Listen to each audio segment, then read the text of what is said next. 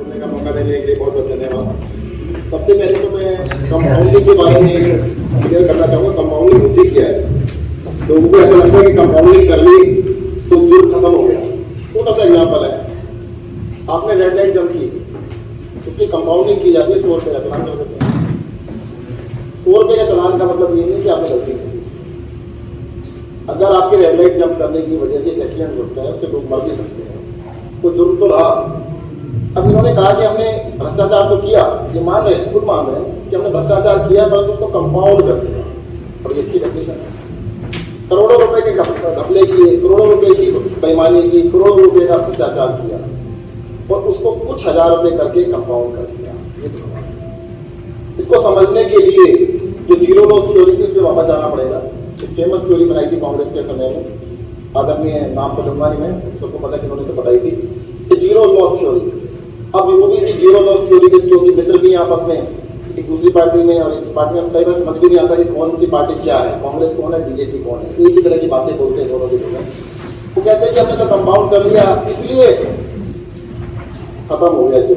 अब कोई गड़बड़ नहीं रही क्योंकि हमने 1000 रुपये का चलान कर दिया, 1000 रुपये का चलान कर दिया, जो 1000 करोड़ कमाए या 100 करोड़ कमाए या 10 करोड़ कमाए, वो 10 करोड़ हमारे हजम हो गए। तो सबसे पहले तो आपको क्लियर होना चाहिए सभी लोगों को कि कंपाउंडिंग का मतलब ये नहीं होता कि वो आपने जो बेईमानी की वो बेईमानी खत्म हो। बेईमानी वही की वही रही और इनको हाई कोर्ट ने स्टे किया, उनके सामने जब गया एक कंपाउंडिंग करके अपनी इरेगुलरिटीज को, अपनी बेईमानी को, अपने भ्रष्टाचार को सही सिद्ध करना चाह रहे हैं। हाई कोर्ट ने इसको रोक दिया।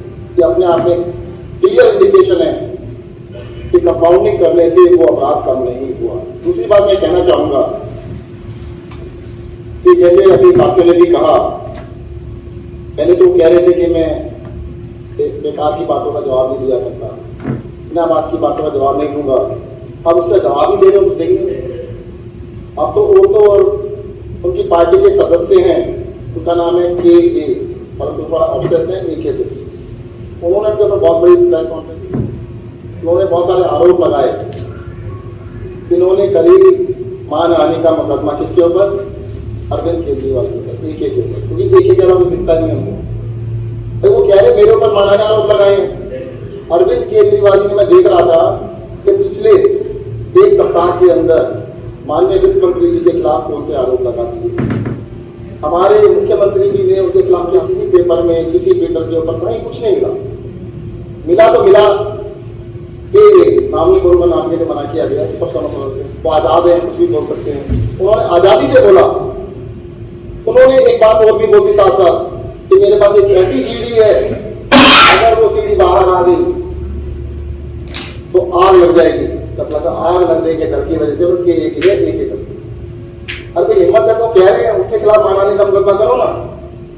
तो मैं तो आजाद साहब को उनकी आजादी के लिए बधाई देना चाहूंगा कि उन्होंने हिम्मत की है, उन्होंने ललकारा है भ्रष्ट सिस्टम को, और सिस्टम के अंदर रहते भी ललकारा है। और ऐसा नहीं है कि उन्होंने पहली बार ऐसा किया है, वो पिछले कई वर्षों से सरेआम इस भ्रष्टाचार के खिलाफ बोल रहे हैं। आज तक उस भ्रष्टाचार की जांच करने की हिम्मत किसी की नहीं हुई। पहली बार दिल्ली के अंदर ऐसी सरकार बनी है जिसके सामने संज्ञान में सारी चीजें लेके आए गया, उस सरकार ने हिम्मत की है और उनकी जांच करवाने का निश्चय किया।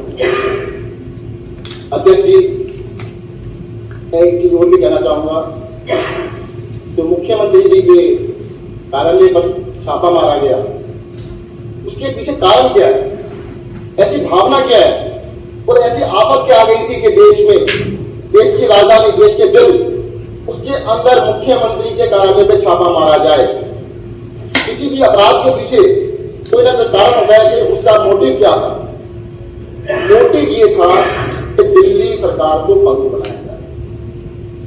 अध्यक्ष जी, जब हमारी सरकार बनी थी, काफी सारे हमारे अधिकारी बैठे हैं, सबको पता है, हम लोग बहुत बड़ी बड़ी आदर्श वाली बातें करते हैं, तो उनको लगा करता था कि कुछ दिनों के बाद सब बराबर हो जाएगा। तब तो मैं कहना चाहूंगा 4-5 महीने के बाद सबको लगा नहीं, ये सिर्फ कह नहीं रहे, काम कर रहे हैं। काम कर रहे हैं। दिल्ली के अंदर 8000 स्कूलों के कमरे बनाए जा रहे हैं। 8000 स्कूलों के अंदर कमरे बनाने का मतलब हुआ लगभग 200 स्कूल नए बनाए जा रहे हैं, जो कि जुलाई तक बनाने का वादा किया है। दिल्ली के अंदर 1000 मोहल्ला क्लिनिक बनाए जा रहे हैं। दिल्ली सरकार ने एफिडेविट खत्म कर दी, इनकी जरूरत ही खत्म कर दी। दिल्ली के अंदर कास्ट सर्टिफिकेट बनवाना, इनकम सर्टिफिकेट बनवाना, जो कि नाइटमेयर था, जिसको बनवाने के लिए धक्के खाने पड़ते थे, चक्कर लगाने पड़ते थे, वो कंप्यूटर से हमारे यहाँ 1 मिनट में आप ले सकते हैं। उनको लगने लगा कि अगर ये सरकार इसी तरह से काम करती रही, अगर ये सरकार इस तरह से काम करती रही तो सरकार में डालेगी। अध्यक्ष जी, वोट जीतने के 2 तरीके होते हैं, या तो एक जोड़ने वाले से ज्यादा तेज हो, और दूसरा तरीका जो हमें पता लगा बीजेपी से। हमारी सरकार बनी, लगभग 10 महीने पहले सरकार बनी, हमने दौड़ना स्टार्ट किया, बहुत तेजी से दौड़ना स्टार्ट किया। जैसे कि मैंने कुछ काम गिनाए, इन्होंने कहा इससे तेज तो हम दौड़ नहीं सकते, क्योंकि इनकी सरकार बने हुए 1 साल 2 महीने हो चुके हैं, दौड़ने का समय भी नहीं है, कहते काम करने की कल्चर भी नहीं है, सिर्फ बड़ी बड़ी बातें और विज्ञापन करने की कल्चर रही है। उन्होंने दूसरा तरीका निकाला, लड़ने की मांग, इसको गिरा दो, जीत को आप सकते नहीं है तो गिराइएगा। पर मैं बताना चाहूंगा, आप जितनी मर्जी बारी लड़ने मारिएगा, हम खड़े होंगे, दौड़ेंगे, फिर से दौड़ेंगे, पीछे हटेंगे नहीं।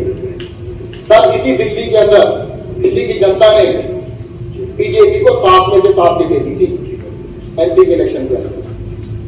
अरे हमारी मत सोचो, उस जनता की तो सोचिएगा। दिल्ली इसी देश का पार्ट है, कितनी जिम्मेदारी देश की है, जितनी मुख्यमंत्री की जिम्मेदारी दिल्ली के लिए, उतनी जिम्मेदारी प्रधानमंत्री की भी है। अगर दिल्ली के लोगों से इस बात का बदला लिया जाएगा कि उन्होंने क्यों केजरीवाल को 70 सीटें दी, तो वो जनता की माफ नहीं करेगी। इस बात को बार बार जनता को महसूस कराया जा रहा है कि आपने दिल्ली में आम आदमी पार्टी को, अरविंद केजरीवाल को 70 सीटें दी हैं, इसलिए आपसे बदला लिया जा रहा है, आपको काम नहीं करने दिया जाएगा। तो आप पूछिएगा, किसी के लिए पूछ लीजिएगा जनता के अंदर, हर आदमी यही कहेगा कि काम नहीं करने दिया जा रहा। अरे भाई, आप अपना काम कीजिएगा, हम अपना काम कर रहे हैं। अभी स्वच्छ दिल्ली अभियान स्टार्ट किया, मुख्यमंत्री जी ने बहुत अच्छी बात कही थी। अगर ओबामा जी हिंदुस्तान आते हैं तो अरविंद जी को जानते ही नहीं। अगर दिल्ली साफ सुथरी मिलने लगी तो तारीफ तो मोदी जी की होगी, क्योंकि दिल्ली साफ होगी। अब तो सरकार से यही कह रहे हैं कि सर, बड़े लोगों को बड़े लोग जानते हैं, चलो ठीक है, अब जान भी जाएंगे। अध्यक्ष जी, अक्सर कई बार कहा जाता है कि आपको ये रोज है ना सेंट्रल गवर्नमेंट के पास पहुंच जाते हैं। देखिएगा, अगर सुबह, दोपहर और शाम 3 बार भी हमें दंडवत करने के लिए कहीं करना पड़े, जाने को तैयार है, प्रोवाइडेड कि दिल्ली की जनता का काम होता हो। हमें कोई अहंकार नहीं है, हम काम करने के लिए तैयार हैं। हम तो हाथ जोड़ के विनती करते हैं, कृपया जिम्मेदारी तो आपकी भी नहीं, जितनी हमारी है, काम तो आपको भी करना चाहिए। अगर आप नहीं करना चाहते, कम से कम हमें तो करने दो। हम तो करना चाहते, जनता अपना देख ले कि हमने जो वादे पूरे किए नहीं किए, हमने जो काम कहे थे करे या नहीं करे। अगर हम अच्छा काम करेंगे तो जनता देखेगी, बुरे काम करें तो जनता देखेगी। कम से कम काम में अड़ंगे मत अड़ाइएगा, काम को रोकिएगा मत। अध्यक्ष जी, मुझे कई बार क्या लगता है, ये पॉलिटिक्स है ना, ये पॉलिटिक्स के जितने भी लोग आते हैं, एक बिजनेस करने के लिए आते हैं। इसलिए 2 साल से राजनीति में, एक्टिव राजनीति में आने का मौका मिला। यहाँ पर क्या लगता है कि इन लोगों ने अपना कार्टेल बना दिया। कोई पार्टी नहीं है, सब एक है। जितने भी पॉलिटिशियंस हैं, इनको कोई फर्क नहीं पड़ता, सारे पॉलिटिशियन एक ही थैले के चट्टे बट्टे हैं। इन लोगों को फर्क इस बात से भी नहीं पड़ता था कि आम आदमी पार्टी जीत गई और उसकी सरकार बन गई। फर्क इस बात से पड़ता है कि जीतने के बाद भी ये पॉलिटिशियन, जीतने के बावजूद भी कहते हमारे जैसे क्यों नहीं बने। हमसे अक्सर कहा जाता है कि नहीं, कहते अब तो सरकार बनी है, क्यों लड़ रहे हो? अब लड़ने की जरूरत क्या है? अब तो आपकी सरकार है, अब तो आप हमारे साथ बैठिएगा, हमारे साथ जैसे हम हैं वैसे आप बन जाइएगा। एक छोटा सा एग्जाम्पल बताना चाहूंगा। पिछली सरकार का कहानी है, सबकी कहानी, नाम नहीं होगा। एक विधायक जी पहली बार बने, मुख्यमंत्री जी के पास गए, बनते ही मैडम इतने सारे काम है, उन्होंने कहा लगता पहली बार बने और पसंद नहीं आपको, 4 साल के बाद आना, कोई भी काम करना 5 साल में करना। अब मैं बताता हूँ आपको, एक बार मुख्यमंत्री जी के पास चला गया मैंने कहा सर ये काम करना है, इसका डेट क्या रख रहे? कहते क्या मतलब, इसका मतलब क्या होता है?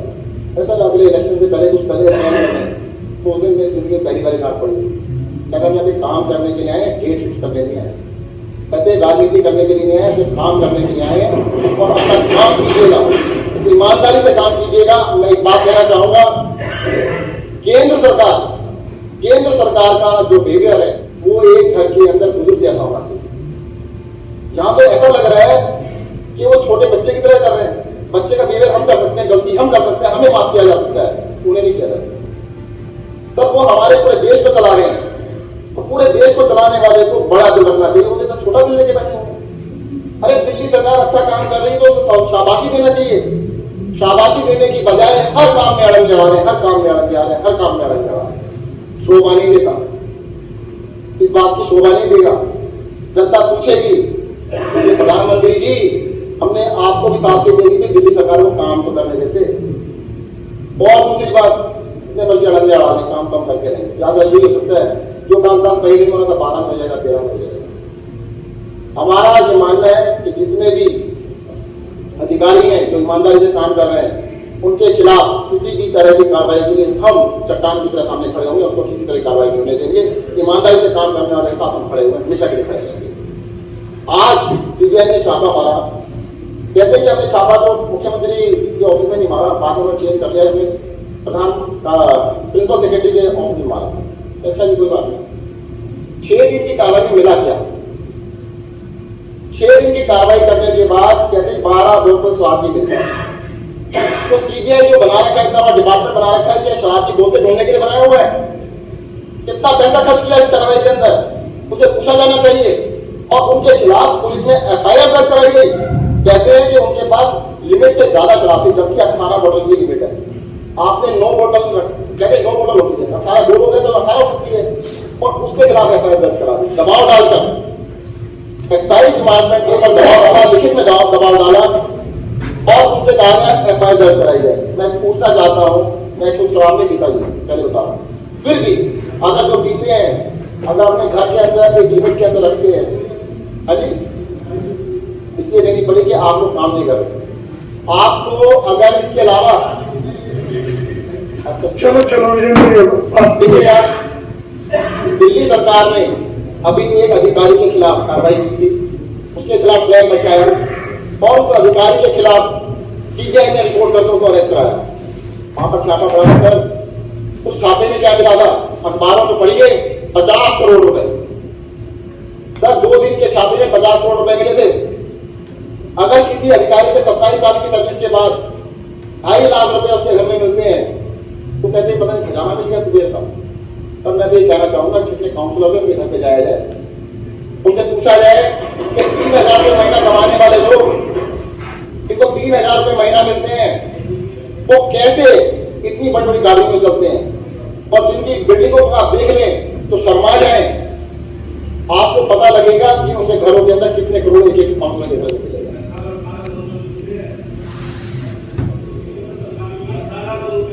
तो 1800 तो राजनीति को सुचिता